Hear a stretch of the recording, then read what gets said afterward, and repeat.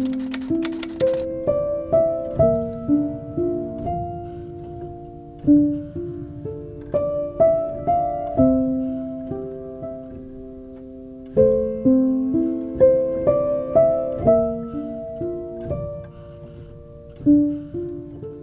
everybody and welcome back to my channel. Today I'm going to be starting yet another reading vlog for you guys. So it's been a couple weeks since I last filmed a reading vlog and I've been missing doing them. So I'm back here to film another one, have some fun reading plans. I just have some fun things that I'm going to do. So let's just chat about that and then we can get into it. So as for my reading plans, I do have 3 books that I'm hoping to maybe finish. I think I'm for sure going to finish 2 of them. I don't know if I'm going to finish the 3rd one because it's a little bit chunky. But we'll just kind of see what reading I end up getting up to this week. But I do have 3 reading plans that I will be focusing on. The first one is Sense and Sensibility. I was reading this one in my last vlog and I'm still reading it. I have not made a ton of progress over the last week or so. I'm on page 191. So I'm over the halfway mark. I know that for sure, but I'm not like that close to finishing it. But I definitely plan on focusing on this over the next couple of days and hopefully finishing it up because I was really enjoying it. I just haven't been in like a huge reading mood recently. But I'm feeling it coming back to me. So I'm gonna jump back into this one, finish it up. I also really want to watch the 1995, I don't know if that's the right year or not, but the 90s adaptation of Sense and Sensibility. I want to watch it so desperately.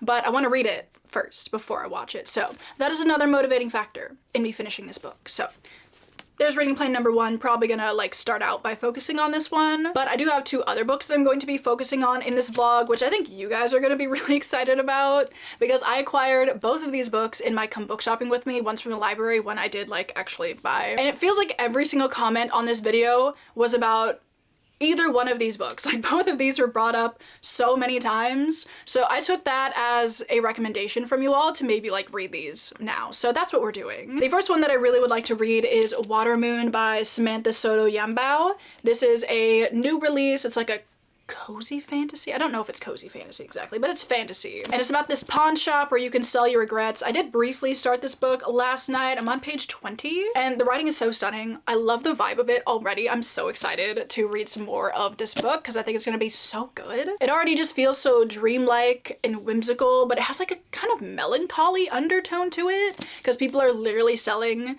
their regrets, which is obviously an interesting topic to kind of deal with. So I don't really have much else to say about it aside from that.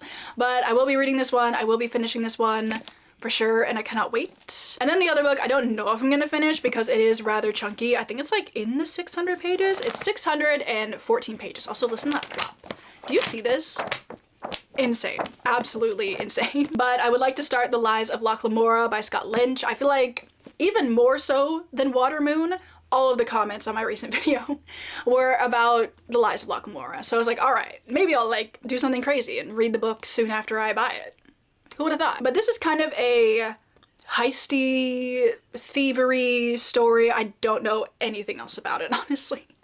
Aside from the fact that a lot of people really seem to like it. It's a book that's been on my radar for a while. I saw it in Barnes & Noble a few weeks ago and I decided it was time. So I will hopefully be making a decent amount of progress in this book. Again, it's very long, so I don't know if that's gonna happen. So here are my reading plans for the week, which I'm quite excited about. I feel like I'm in a big reading mood right now, so I definitely hope I can make a lot of progress on my mini TBR that I have here. But aside from the books, I do have something else that I want to share with you guys because I have not really a new crochet project because I've been working on this thing frantically for like a week straight, honestly, and I'm so tired of it and I want it to be done. And I have 1 sleeve left to like weave in the ends on and then I'll be finished, so I'm definitely going to be doing that in this video. But I thought I would show it to you guys because I'm quite excited about it. And I think it's a crochet garment that I might actually wear for once, which like everything that I've crocheted I haven't really worn, I guess. The only thing that I've really crocheted and used extensively is my gingham bag, which is now in retirement because she has seen a lot, but I feel like I've never like made a sweater that I wear a lot, really. So I was hoping I could like do that, and I feel like I definitely will wear this one, but it is like this crochet starburst quarter collar situation. I don't really know what to call it, honestly. But I saw something similar on a K-pop idol and I thought it was so cute. And then I saw that the one that they were wearing was like $800. I was like, that's insane. So I decided I could make that myself. And I did, and here it is. It's like kind of cropped as well. It's really cute. I'm very happy with this and I cannot wait to start wearing it. The only problem is, you can imagine how many ends I had to weave in on this. It was a nightmare. Like before, I spent like all day yesterday and the day before weaving in ends on this thing. And I'm still not finished with it because I still have all of the ends to weave in on this sleeve. Let me turn it around just so you can see the monstrosity that is the inside of this sweater. Look at this. Imagine this, but like on the rest of it. Oh my god, it was awful. I have consumed honestly way too much media while making this. I watched like so many YouTube videos. I listened to the entirety of The Sunlit Man by Brandon Sanderson, and then I've also watched so much Buffy the Vampire Slayer. So I'm ready to be done with this. I'm ready to get into like some actual physical reading and whatnot, but I do have plans to weave in this other sleeve. Maybe not today. Like my fingers, like the tips of my fingers literally feel raw from holding my needle so much yesterday and like weaving in these ends. So I'm gonna take a little break on that for today and like focus on reading. You know what? I might want to get into Water Moon, honestly. I know I said I was gonna start with Sense and Sensibility, but I'm kind of feeling this instead. So I might read some of this today, but tomorrow I would like to tackle this sleeve and be done with it so I can wash it and dry it and wear it. So thought I would share that with you guys because even though this has been a pain in the ass, I am very happy with it. And I honestly feel like that's everything I have to share with you guys in this intro. I don't really have a lot of plans for the coming week. You're shocked, I know. So let's just get into it. I think the first thing I need to do this morning, however, is kind of set my bookshelves back to how they're supposed to look. I filmed my Tear Ranking the Cosmere video and like that entire shelf is just like gone. The rest of them are not where they're supposed to be, so I need to tidy, I suppose you would say. And then later today I might do some reading. I'll probably watch some more Buffy because I'm really enjoying that. I watched most of season 1 a couple years ago and then I just never got back into it, so I'm really hoping to do that now because I love Buffy, but I just keep putting it off. So I'm gonna be watching a lot of that this week probably. I'm on season 2 now, so like not super far into it, but I'm excited. Very excited about that. But I'm more excited about my reading, so I'm gonna, you know, read a little bit of Water Moon today, and I'll get back to you guys tomorrow probably with an update, and hopefully my sweater will be done. Anyway, let's just get into the vlog. Hope you guys are excited. I certainly am. So let's do some bookshelf maintenance.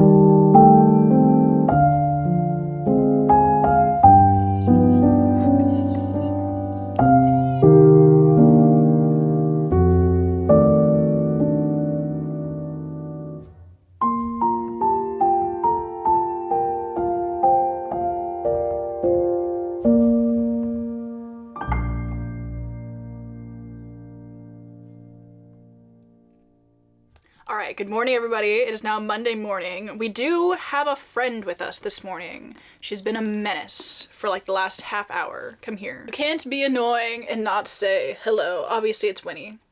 Obviously, it's her. Nobody knows how to be irritating like she does. But you know what? I'm irritating right back. So I feel like we have a good relationship going. Anyway, most important thing to talk about, obviously, what I'm wearing. I finished my sweater yesterday, which I'm very happy about. I washed and I dried it, so now it's like nice and drapey, and it's made out of acrylic yarn, so it's kind of like loosened up a little bit in the wash and whatnot.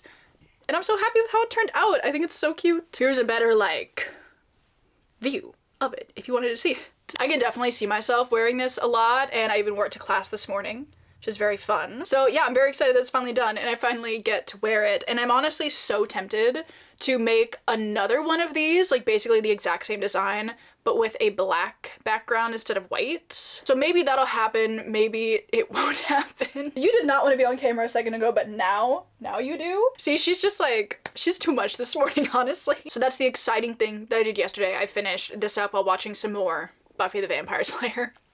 And let me tell you, like, Buffy the Vampire Slayer is literally just the vampire version of Sabrina the Teenage Witch, and I love it so much. Like, even the titles follow the same, like, formula, and even, like, the episodes kind of follow the same formula. It's kind of like supernatural creature of the week kind of situation, and I love it so much. I think I might like Sabrina a little bit more at this point in time, but I've also watched that a couple of times, like, all the way through, and I've never seen Buffy before, so we'll see how things progress. But watching Buffy the Vampire Slayer always makes me want to go thrifting because I love Buffy's wardrobe so much. So much. Like, every single outfit she wears, I'm like, I want that. I want to wear that. Like, is this my style at all? Like, not really, but I need it. So, like, I'm kind of tempted to go thrifting at some point in time this week because I'm always just so inspired by the 90s fashion. But anyway, you guys are not here for my Buffy the Vampire Slayer review. Although, actually, one more thing I want to say. But the design or special effects makeup, like practical makeup that they do for the vampires in Buffy the Vampire Slayer is absolutely atrocious.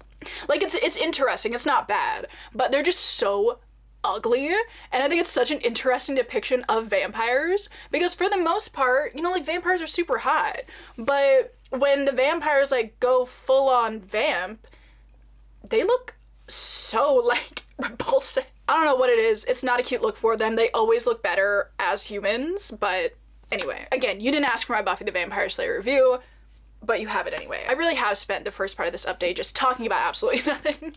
So should we talk about some reading updates? I think so. Because I read a lot of Watermoon because I did some sprints with my patrons yesterday, were really fun. I also read a little bit more of Sense and Sensibility. I'm currently on page 217. So I've read like 30 pages. I feel like it's not enough to give like a super big update on this, but my goal for today with Sense and Sensibility is to make it up to volume 3, which is in like 20 or so pages. And I'll give you an update on it like later once I've reached kind of that check mark, shall we say. But this book is honestly so juicy. Like, these salacious activities that some of these men are getting up to, well, mainly just one of them, but like so questionable, so awful, jail for this man. But we'll talk about that more when I have a sizable update for this book. But I hate that man. And if you read it, you know what man I'm talking about. But anyway, we're mainly here to talk about Watermoon, which I have, like I said, made a lot of progress with. I'm currently on page 100 and what? 80 something? I just recently made it up to part 3, so I kind of figured that was a solid stopping point, like halfway exactly through the book. So let's talk about it because I haven't really talked about anything plot-wise or anything specific with this book so far, but I'm really enjoying it so far. This book has like the most immaculate, accurate Studio Ghibli vibes that I've ever read in a book, honestly.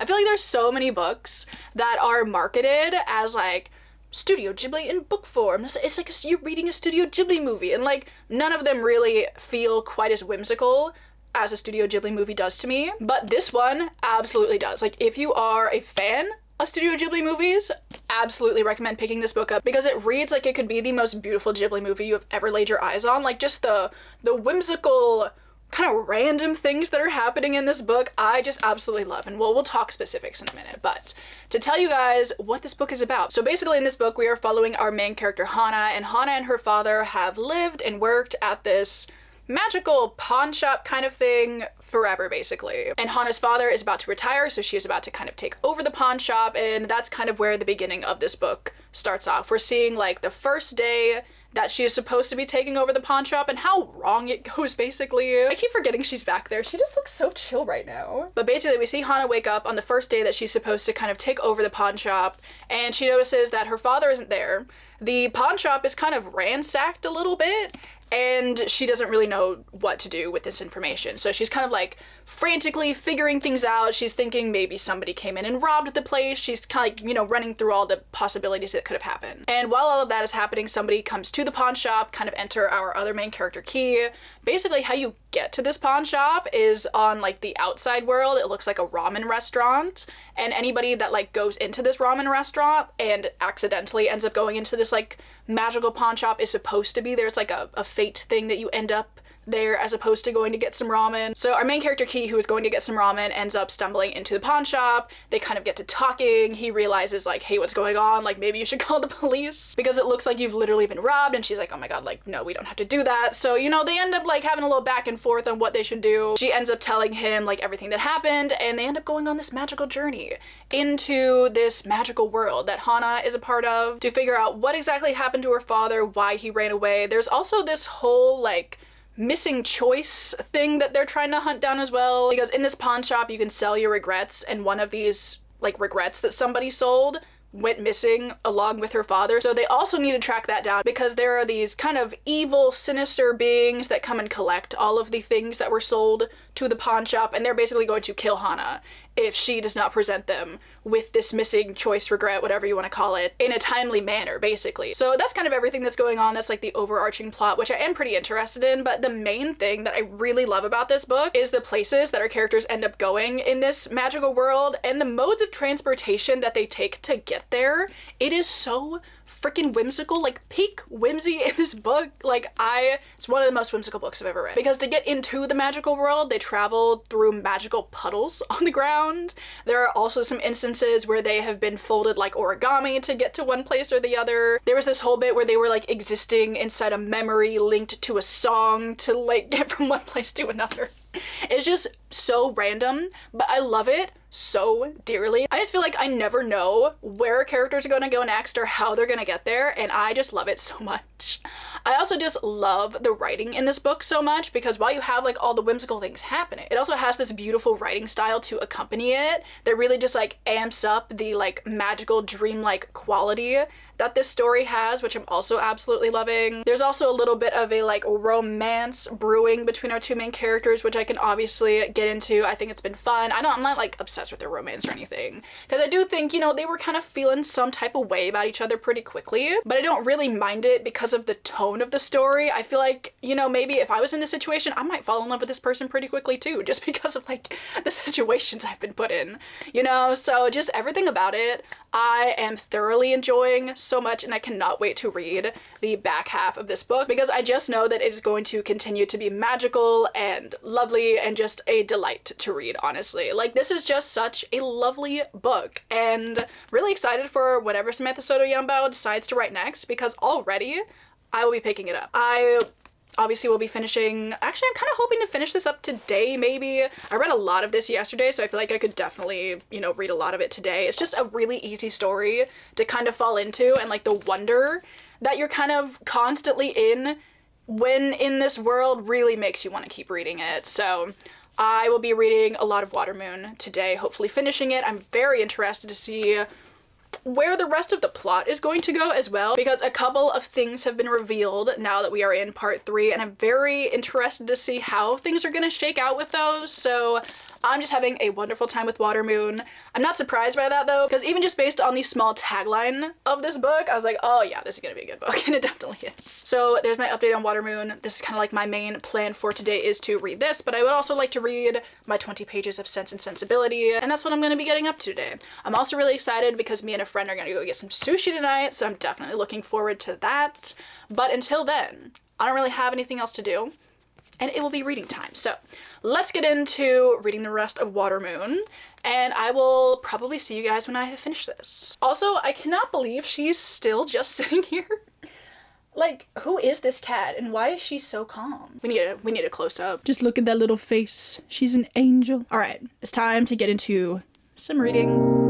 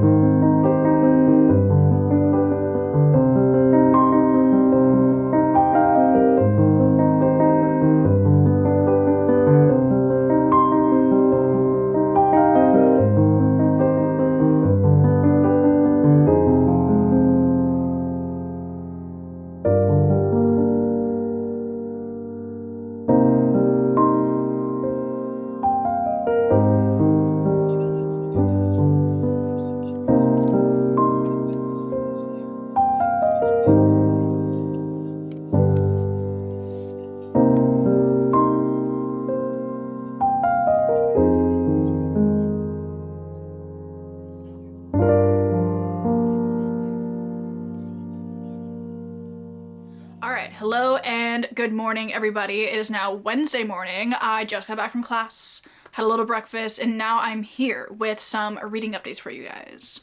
But actually, before we get into the reading updates, I do also have a little bit of book mail, which I am so excited about. I didn't know this was coming, but I saw the package and I saw who it was from, and I was like, I feel like maybe I know what this is.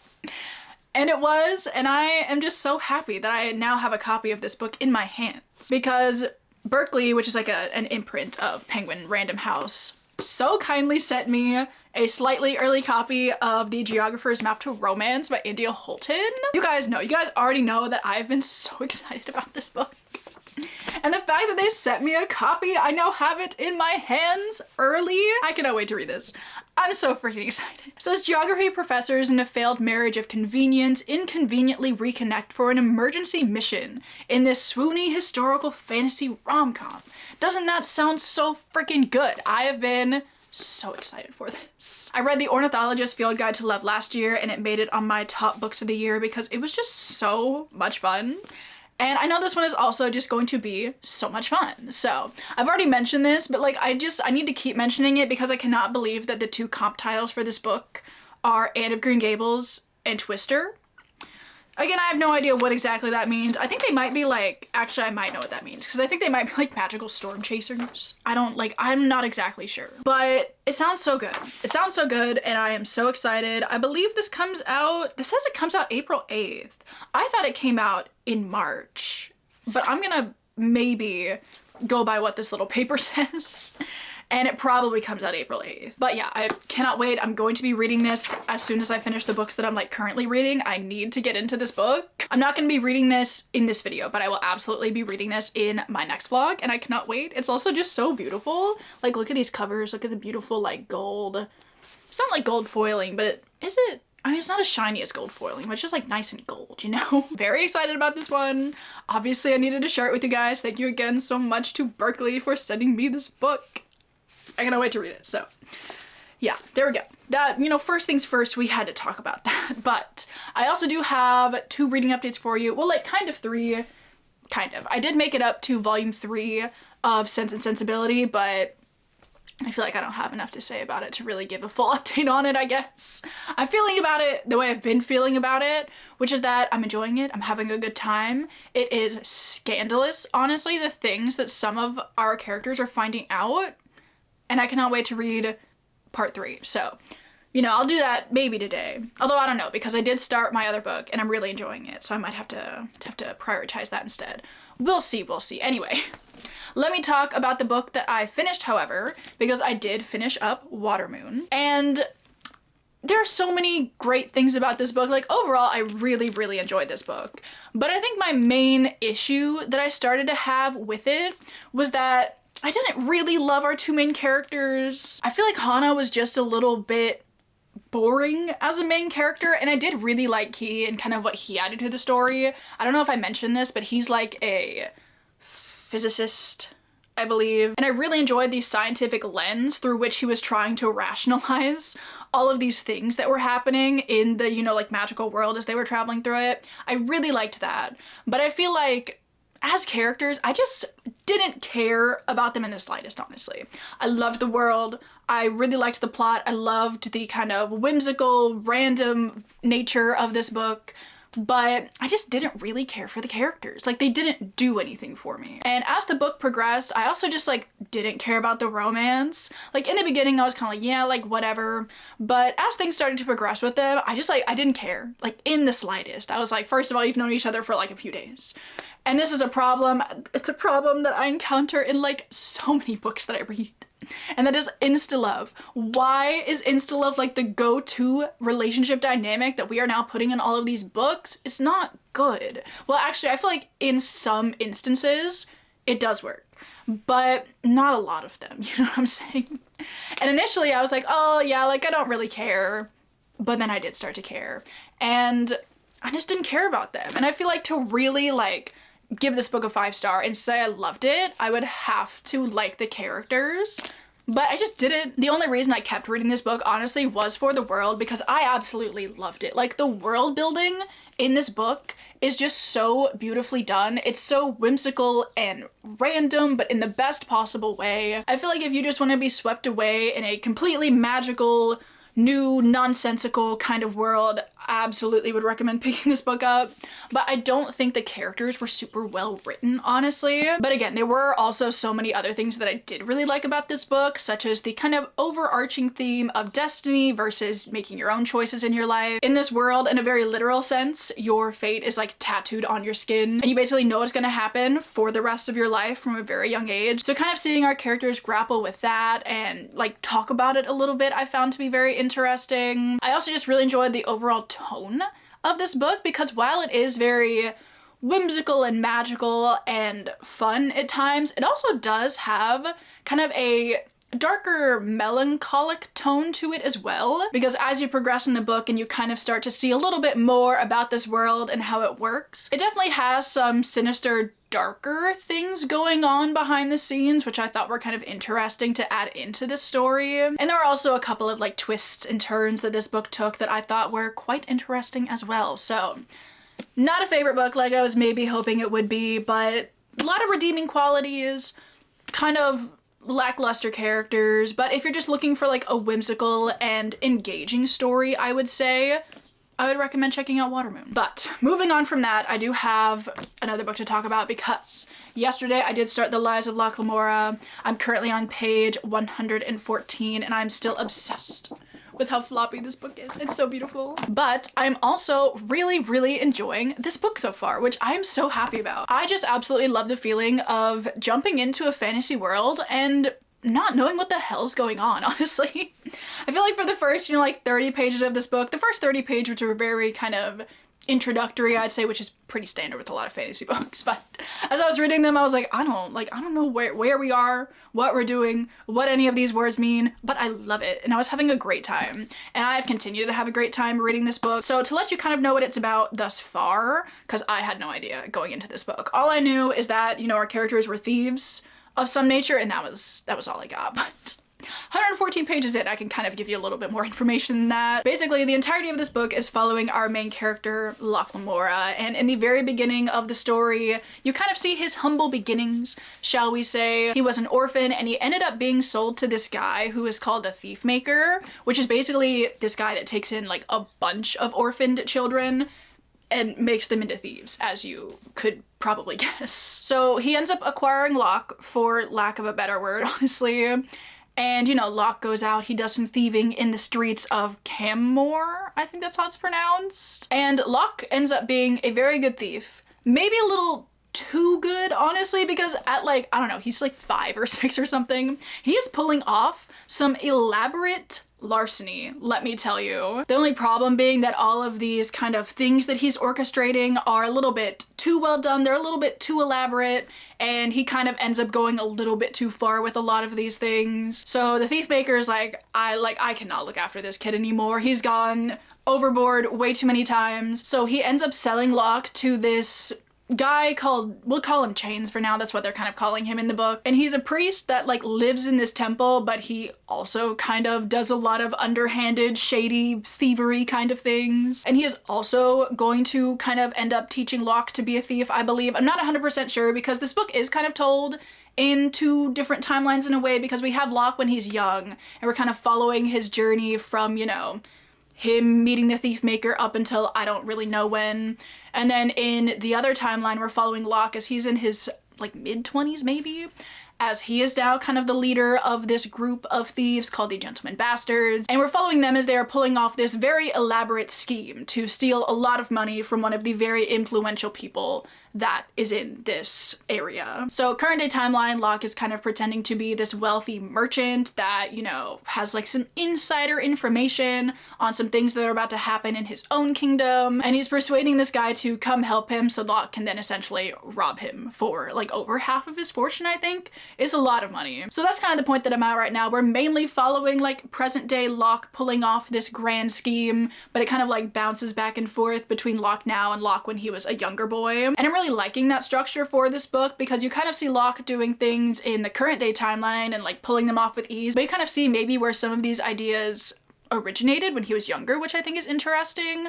I also just am really enjoying the general world, city kind of that we're set in, because if I'm reading this correctly, I think it's an area that's made up of a bunch of different floating islands. Like the map looks really interesting because initially I thought these were like just boundaries, but like all the little spots in between these areas is water, I'm pretty sure. So it's like a very water-based city kind of thing, which I just think is cool. And the book very much does explain where you are at all times. It does like a very good job at letting you know where you are. Maybe a little too good because they're just always throwing around like, oh yeah, they're like here and they're going there. And I'm like, I'm gonna let you know I don't know where those are. But I just really like the landscape. I also really like the tone of this book. It definitely has like a very gritty, seedy kind of vibe to it, especially considering we are literally following around thieves as they are trying to steal from the rich, which, you know, I dare say deserved. So I'm liking that. And I think my favorite thing, honestly, about the book so far is the dynamic between all the Gentlemen Bastards. I get the feeling that Locke has been with them for quite a while, ever since he was, you know, a young boy, I believe.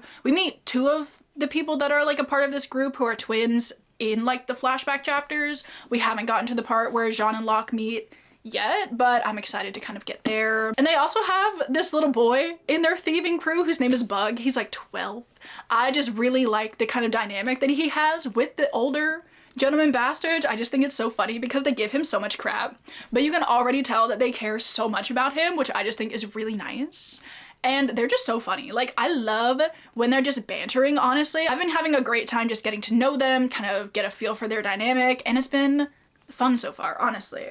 I have no idea what the overarching plot of this book is supposed to be, because as for, you know, the present day thing that Locke is doing, it doesn't really seem super, like, wide scale, so I don't know if that's gonna, like, just lead into the overarching plot. I would maybe assume it does. I'm, of course, only 114 pages into this, like, 1,600 page book, so I'm not— did I say 1,600? I meant 600. So, you know, in the grand scheme of things, I'm not that far in, so I certainly have more to learn, more to grasp when it comes to kind of the overarching plot. But thus far, I'm really enjoying it. I'm having a great time, honestly, which I'm so happy about. Yeah, this is going well so far. I definitely would like to finish this before the end of the vlog. I think I would rather kind of prioritize this than trying to prioritize Sense and Sensibility, so this is my goal now for this video. I'd like to finish this, but there we go. That's kind of all I have to say about it thus far. So I will talk to you guys at some other point in time with an update.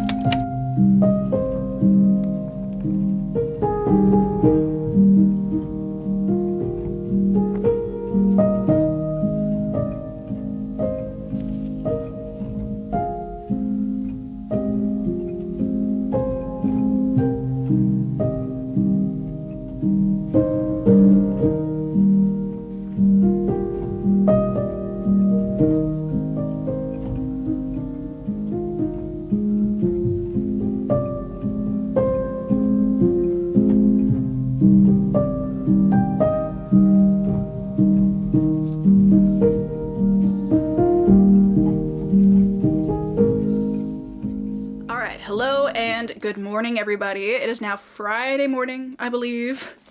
And I do have quite a sizable update on the Lies of Locke Lamora for you guys, because I spent a lot of yesterday and the day before reading. I also got to read outside yesterday, which was so lovely, honestly. It's honestly been a bit toasty here recently, like upper 70s for March. Odd. However, it was really nice reading outside weather, so I'll appreciate it for just a little bit. As I said, I made a lot of progress. Quite a sizable update. I'm currently on page 374. I just recently made it up to part 3, so I'm making decent progress in this book, and I think I'm definitely going to be able to finish this before the end of the vlog, which is quite exciting. And I also just want to really read the, rest of this book soon, because I want to know what happens. So I'm continuing to really enjoy this book, honestly. The more we've gotten to know these characters, and the further we've gotten into the plot, and the more twists and turns that the story has taken, I am just very excited to read the second half of this book and see how our characters are gonna get out of certain situations that they've gotten themselves into. But basically, since the last time I talked to you, the book has continued on kind of in a similar vein to how it started. We've really just been bouncing back and forth between the kind of past timeline and Locke and the other gentleman bastards' upbringing and kind of how they came together, how they were like feeling about each other initially, which I thought was quite interesting. So I'm really liking those flashback chapters, and then we're also continuing on with this like grand scheme that the gentleman bastards are trying to pull off, and we're also seeing some other schemes that they are being pulled into, which I was not expecting. I'm very nervous about the current situation that some of our characters are in, so I really would like to read some more and see what's gonna happen with that. I do sometimes feel like the flashbacks interrupt the flow of the main story a little bit, which is kind of my only complaint. I feel like every now and then when you jump back to the present timeline, I need a second to like think about what had just happened before we went into the flashback.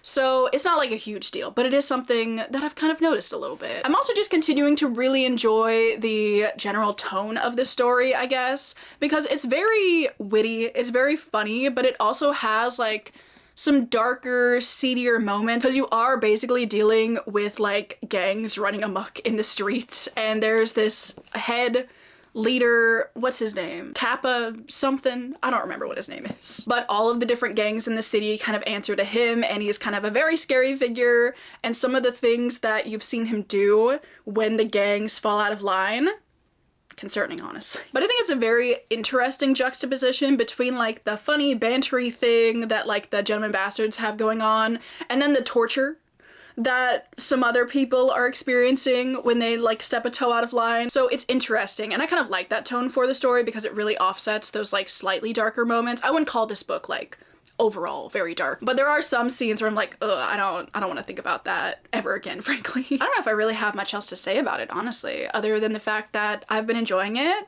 I feel like there's potential for this book to be a 5-star, honestly, not in a way that like, you know, it's like my favorite book ever and it's gonna be one of my favorite books, but in just like I'm having a fun time. I enjoy this world. I enjoy the characters. I'm liking the plot. I like the humor. It does make me laugh with some of the things that our characters say and just the situations that they get themselves into.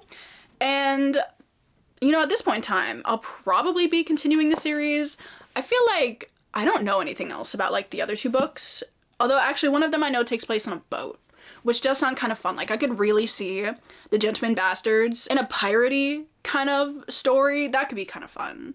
But yeah, I'm just having a fun time. I'm having a great time. So I'm going to continue to do a lot of reading today. Don't know how far I'll make it, but we'll kind of just see what I'm feeling. It's currently Friday. It's the start of the weekend. It's been the weekend for me because I only have class on Monday and Wednesday. So, you know, yesterday was the start of the weekend. But I don't have a lot of plans, so I will be doing a lot of reading this weekend for sure. Yeah, I'm just gonna kind of focus on this and finishing it up and seeing what's about to happen, because like at the point that I'm at right now, Locke has gotten himself, well, he hasn't really gotten himself into a situation, he's kind of been put in a situation, and it's not good, and I'm just like, I truly have no idea how he's gonna get out of this one, and I love that feeling, because I always feel like they have a plan that I don't know about, and I love stories like that. But I also do like the fact that Locke's plan has completely backfired on him, and I do think it's quite funny, honestly, because, you know, it would be fun to see him succeed, but I feel like it makes for a better character if they don't succeed, honestly, and you're kind of able to see them as this fallible person. I just enjoy that. I am excited, intrigued, scared for our characters. Definitely very high stakes.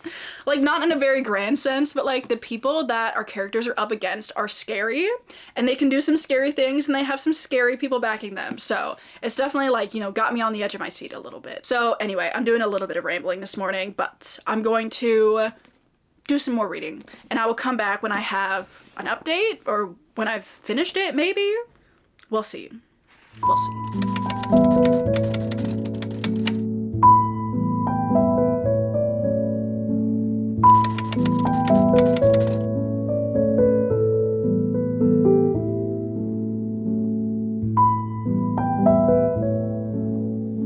Hello everybody and good morning. It is now Sunday morning and I'm here to finish off the video because I finished my book, the main book I was reading, finished the other books that I was planning to read in this video as well. So we've arrived at the end. So let me first talk about the book that I finished up yesterday, because I did finish up The Lies of Locke Lamora. And I really loved this book, to be honest. I'm so happy that I just randomly decided to pick up a copy and actually read it this week, because overall I really enjoyed this book. Since I last talked to you, some things have happened in this book. That is the understatement of the century. There's a very definite turning point in this book that I certainly was not expecting. Very much took me off guard, very much took the wind out of my sails. shall we say. But like after that point, things really started to pick up. I feel like the first, you know, half of this book or so, I don't want to say it's just set up because it doesn't exactly feel like that. I feel like you're still given a lot of necessary information while still maintaining a pretty brisk and interesting plot. But the second half of this book is honestly just like more exciting, more action-packed, more adventurous than the first part of this book, and I was very much hooked as I was reading like the back half of it. Because Locke gets himself into some situations, and I feel like literally none of his plans go right. I feel like there are so many things that just go wrong for him in this book, but seeing him have to like claw his way out of those situations with quick thinking and his wit and his just street smarts, I really enjoyed. I also really overall just loved the format of this book, like the bouncing back and forth between past and present I thought was really cool. And even if you don't kind of like that structure, there's like a big payoff at the end that makes those flashback sequences so worth it. Like the way that the events in the present call back to the events of the past is done so well, and there's a moment where that kind of happens that I'm just like, oh, like that was so good. So good. I loved it so much. I also just absolutely love the characters. I love all of the gentlemen bastards, but Locke and John's dynamic in this book is great. And I've heard it only gets better as the books progress, so I will definitely be picking up Red Seas Under Red Skies. I think that's the next one. Even though I know the series isn't finished, and this one kind of reads as a standalone, so I could kind of leave it at this and not like venture into the rest of this unfinished series. But I'm just so intrigued to see kind of what everybody's getting up to in the next book that I will probably read it at some point. So I'm very excited for that. They're just such a solid duo, and I really loved reading about them in this book as well. I also just really enjoyed the general kind of landscape that this book takes place in. I thought it was really cool. I liked the world building. This whole city of floating islands felt very realized. It felt very lifelike, which I loved. And there are also like something I just thought was so random, but very cool, is the fact that there are these like 5 spires that are seated kind of in the middle of the city. You can like see them from all corners of the city kind of thing. And they're made out of this like fancy glass looking thing, like they're all kind of a different color of glass, and they were built by, I don't know, like the magical people that were here in this area before the humans moved in. So I feel like there's a lot going on with the world, with the magic that can be expanded upon in the other 2 books in the series, which I would be really interested to see, because you do get a little bit of it in this book. There are these people called bonds mages who can, honestly, they're so OP.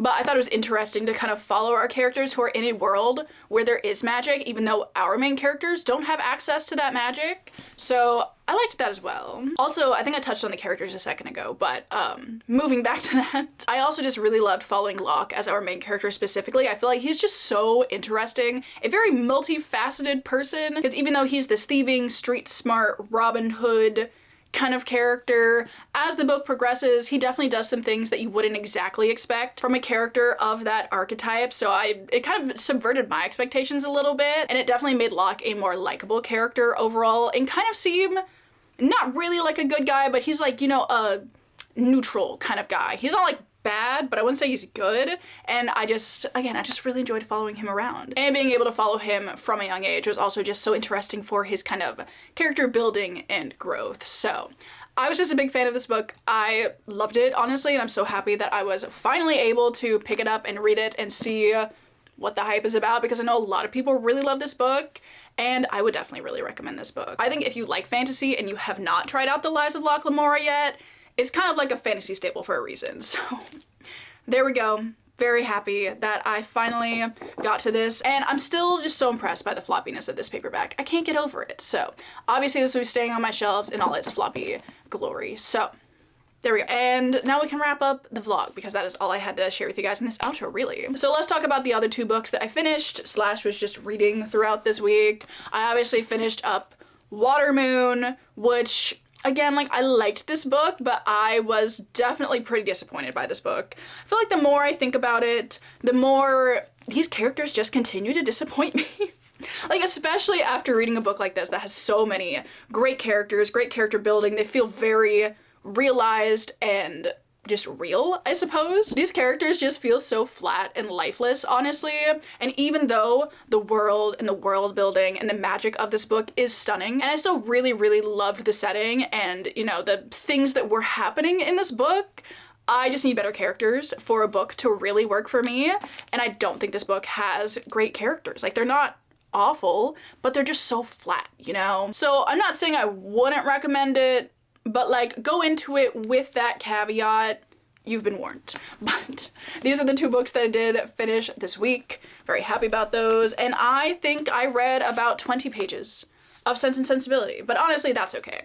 I'm just gonna move slowly with this one. I do think I'm gonna read some more of this actually later today though. Doesn't help you because I'm ending the vlog now. But I have some sprints with my patrons later today, so I'm thinking I might read some more of that. I think, did I just make it to volume 3? Is that right? Yeah, so I feel like that'll be a good kind of point to jump off from. But for this vlog, we're gonna leave it at that. Still, you know, gonna finish it soon, probably, but just going a little bit slowly. You know, I feel like I've maybe lost momentum with it a little bit, but I'm still interested enough that I'm obviously gonna finish it. So I will hopefully be reading some of that today, but yeah, here are all the videos, here are all the books that I was reading throughout this video. A very solid week of reading, honestly. Like, I don't think I addressed this, but I don't think I would give the Lies of Locke Lamora a 5-star. It's probably not 5 stars. But if I was gonna rate it, it'd be like a 4 point something, you know, like pretty high up there, honestly. Very much enjoyed it, very much could see myself rereading it at some point. So I feel like that's the mark of a good book, but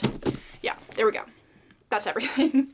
What else did I get up to this week? I finished my sweater. It's hanging up there, which is very fun. And I also watched a lot of Buffy this week, which I have been enjoying so thoroughly. I think I am over halfway through season 2 now. I watched an episode last night that was atrocious, honestly. It's this plot line where they have to look after eggs for one of their classes and like parent them basically. And just some of the visuals. As bad as they are for like a 90s supernatural drama, they were still gross, honestly. But I'm still having a great time and I'm very excited to watch some more of that, which I will be continuing to do over the coming months. Probably, but I feel like I'm at a point with it now where I'm very invested and I will be hopefully watching it all the way through to the end throughout the coming months. So that's my current goal. I really needed a new TV show to obsess over, so this came at the right time. But with that, I feel like that's everything that I have to share with you guys in this outro. This is officially the end of the video, so I really hope you guys enjoyed coming along and hanging out with me this week. I've had such a lovely time filming this vlog, so I hope you guys enjoyed it as well. I would obviously love to know, have you guys read any of the books that I read in this vlog? I would love to talk about any of them. Namely though, have you read The Lies of Locke Lamora? Before we go, I also would like to thank everybody over on my Patreon. If you are ever looking for more content from me, that is always linked down below. We do some fun stuff over there. I do extra videos, we do reading sprints a couple times a month, we do a monthly buddy read, I do journaling content, we do readathons. It's very fun. So we'll have that link below if you want to check it out. But with that, I'm going to let you guys go. Again, thank you so much for watching. I hope you're all having an amazing Monday or whatever day it is that you're watching this video. And I will see you all in my next one. Bye!